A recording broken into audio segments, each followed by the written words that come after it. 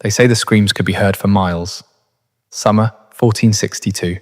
You're an Ottoman soldier in the most powerful army on earth. You've conquered Constantinople. You've toppled empires.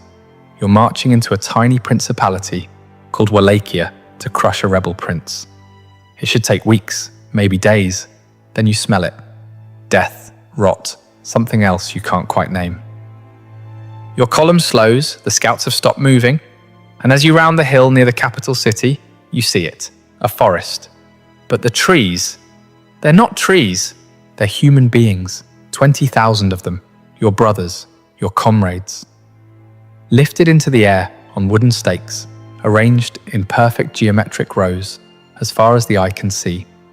Some have been dead for weeks, their bodies bloated and black. Others are still moving, still breathing, still screaming. Your Sultan, the man who conquered the Byzantine Empire, takes one look and turns his entire army around. What kind of mind creates something like this? And here's the part that should terrify you. This wasn't madness, it was strategy. Cold, calculated, and horrifyingly effective. The story you think you know about Vlad the Impaler? It's a lie. Not because it didn't happen, but because the truth is so much worse. This is the full account of how one man weaponized human suffering so effectively that it changed the course of empires. And by the end, you'll understand why the real horror wasn't what he did to bodies, it was what he did to minds. Let's start with a question nobody asks. What breaks a human being so completely that they become capable of this? The year is 1442. Vlad is 11 years old. His father, Vlad II Dracula, Vlad the Dragon, has just made a deal with the devil. Not a metaphorical one, a real one, with a name, Sultan Mehmed II of the Ottoman Empire. The deal is simple. Vlad II gets to keep his throne in Wallachia. In exchange, he hands over his two youngest sons as hostages. Insurance living collateral to guarantee his loyalty. So young Vlad and his brother Radu are torn from their home and delivered into the heart of the Ottoman Empire. Not as prisoners in dungeons, but as guests in the palace at Edirne and later Egriguz. They're given fine clothes, education, military training. They're taught Turkish, Arabic, philosophy, and the Quran. On the surface, it looks like privilege. But here's what the history books gloss over. This wasn't education, it was psychological warfare. Vlad spent his formative years, 11 to 17, watching his captors perfect the art of empire building. He studied how the Ottomans used fear as a governing tool. He witnessed public executions designed not just to punish, but to traumatize entire populations into submission. He learned that terror, when applied with surgical precision, was more effective than any army, and he learned something else. He was utterly powerless. While his younger brother Radu adapted, even forming a close friendship with the Sultan's son, Mehmed, Vlad refused to bend. According to Ottoman court records, he was frequently punished for his defiance. Some accounts suggest he was beaten, possibly tortured. The exact details are lost to history, but what's certain is this: something fundamental broke inside him during those years. Or perhaps more accurately, something crystallized. He developed what modern psychologists might call a persecution complex, combined with an obsessive need for control, but he channeled it. Every punishment he endured, he studied. Every torture technique he witnessed, he memorized. He was building a mental arsenal, piece by piece. In 1448, after 6 years of captivity, Vlad finally returned to Wallachia. He was 17 years old. 2 months later, his father was assassinated by rival boyars, the nobility who played both sides between the Ottomans and Hungarians. His older brother, Mircea, was buried alive. Vlad was alone, surrounded by enemies, backed by nobody. And here's where the story gets interesting. He didn't just want revenge. He wanted to remake the world in the image of his trauma. He would take everything the Ottomans had taught him about terror and refine it into something they had never seen before. But first, he had to wait. For 6 more years, Vlad lived in exile, plotting, planning, studying military tactics, and political maneuvering, and in 1456, with Hungarian backing, he finally seized the Wallachian throne. The monster was about to be born. If you're fascinated by the documented psychological breaking points that created history's most notorious figures, hit subscribe. We're just getting started with how this broken boy became something far worse than his captors ever imagined. Vlad's coronation feast in 1456 should have been a celebration. Instead, it became the blueprint for everything that followed. He invited the boyar families, the same nobility who had orchestrated his father's murder and buried his brother alive. Hundreds of them arrived in their finest clothes, believing they were there to pledge loyalty to the new prince. The great hall was decorated, wine flowed freely. Then in the middle of the feast, Vlad stood up and asked a simple question. "How many princes of Wallachia have you lived through?"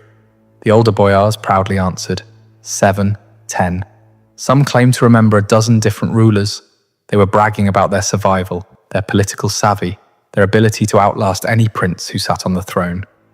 Vlad smiled. Then he gave an order. Every boyar who had answered was arrested on the spot.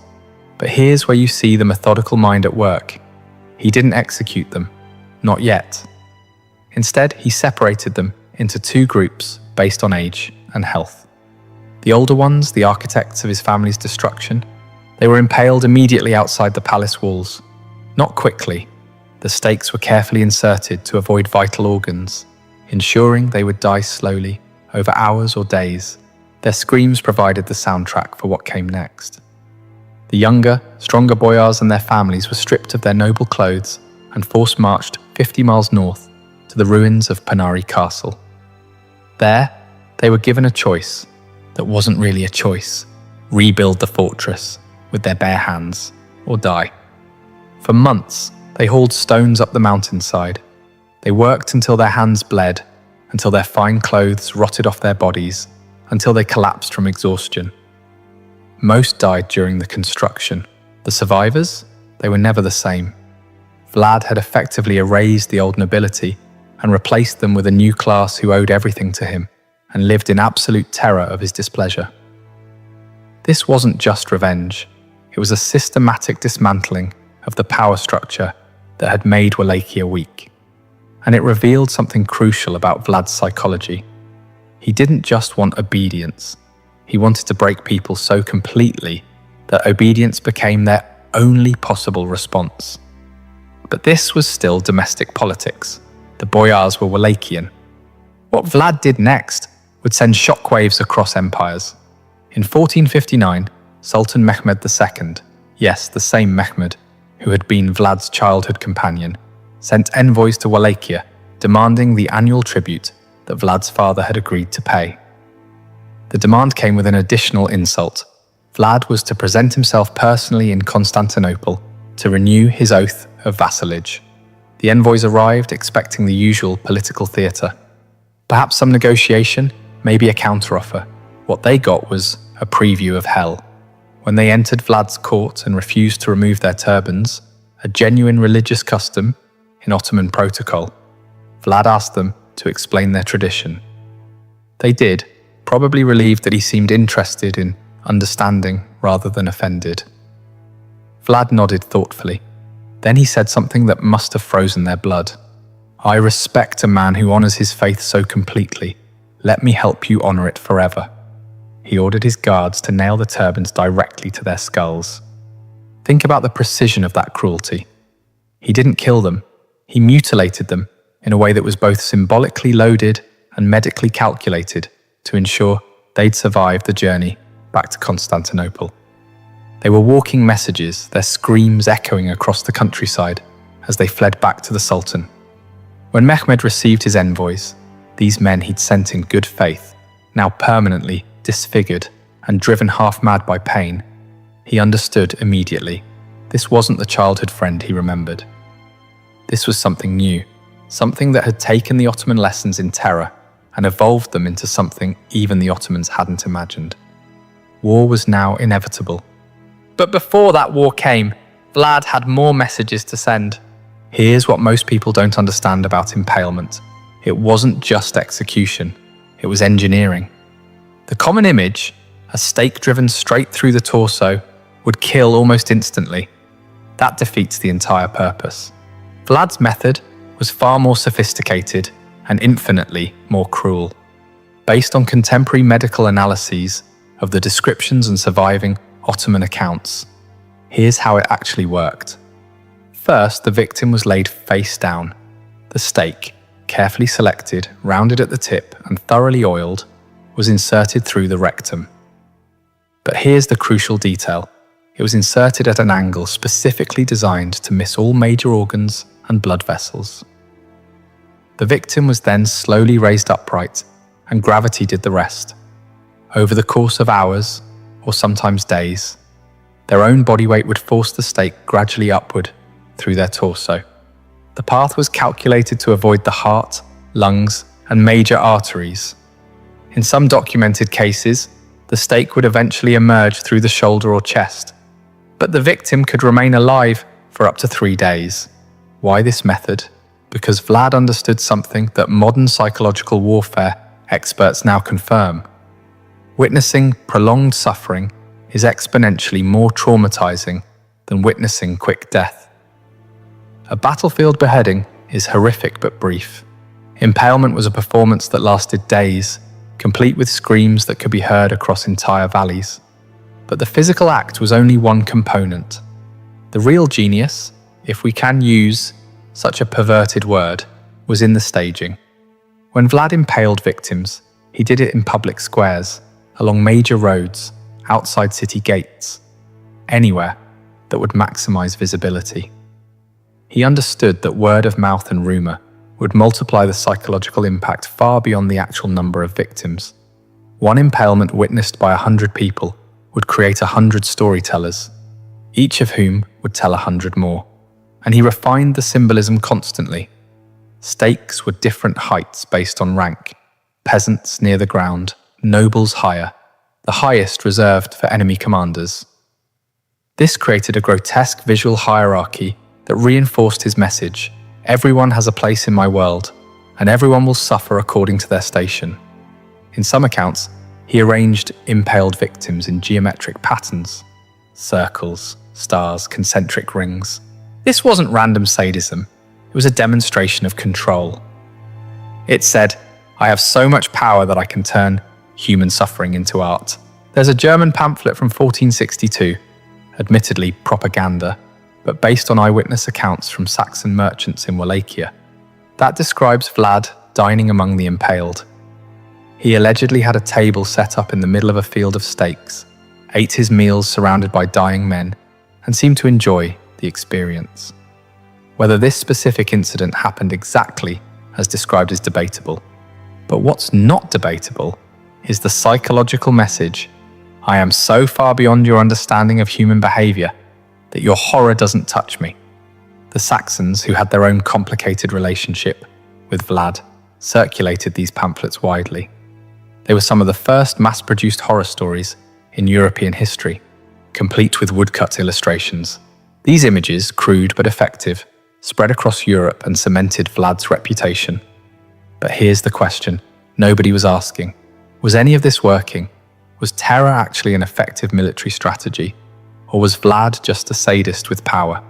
The answer came in the summer of 1462, and it would prove that Vlad's methods weren't just effective, they were devastatingly so. Sultan Mehmed II had finally had enough. By early 1462, Vlad had not only refused to pay tribute, but had launched raids deep into Ottoman territory south of the Danube. In one particularly brutal campaign, he crossed into Ottoman lands with a small force and, according to his own letter to the Hungarian king, killed over 23,000 people. He even kept a body count, categorizing victims by age and gender.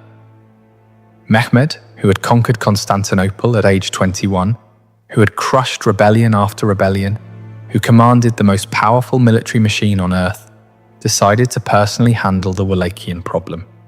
In the spring of 1462, he assembled an army estimated between 60,000 and 90,000 men. The exact number is lost to history, but even conservative estimates put it at more than triple Wallachia's entire military-age male population.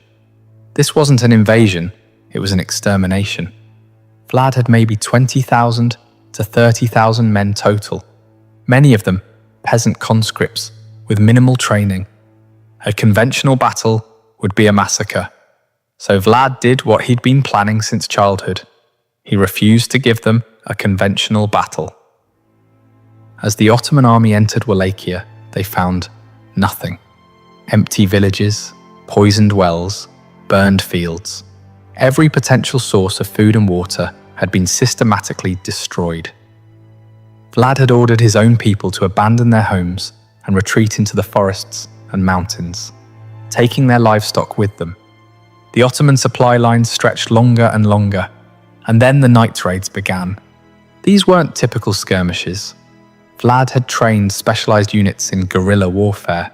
Small groups of men, maybe 50 to 100, would strike Ottoman camps in the dead of night, killing sentries, setting fires, and disappearing before any organized response could form. They targeted supply wagons, pack animals, ammunition stores. The goal wasn't to defeat the army, it was to make them paranoid, exhausted, and demoralized. But the masterpiece came on the night of June 17th, 1462. Vlad had learned from captured Ottoman soldiers that Sultan Mehmed himself was camped near Targovishte with his personal guard, the elite Janissaries. This was an opportunity that would never come again. Vlad personally led a force of about 10,000 men in what became known as the night attack. Under cover of darkness, they infiltrated the massive Ottoman camp with one objective: kill the Sultan. Contemporary accounts describe absolute chaos. The Wallachians were dressed in captured Ottoman uniforms and knew enough Turkish to cause confusion. They set fire to tents, stampeded horses,